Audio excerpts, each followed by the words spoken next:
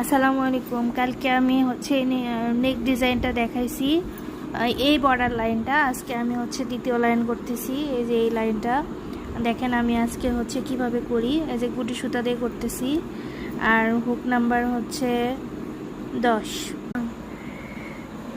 প্রথমে হচ্ছে 3টা চেন করে নিব এটার মাথায়, তারপরে 1 2 3 3 চেন বাদ দিয়ে, নিচ থেকে 1 2 3 3 চেন বাদ দিয়ে যে 4 নাম্বার চেনে যে একটি হচ্ছে ডাবল ক্রুশ করে নিব। আবারও সেম 4 নাম্বার ঘরেই হচ্ছে একই ঘরেই আরও একটি ডাবল ক্রুশ করে নেব।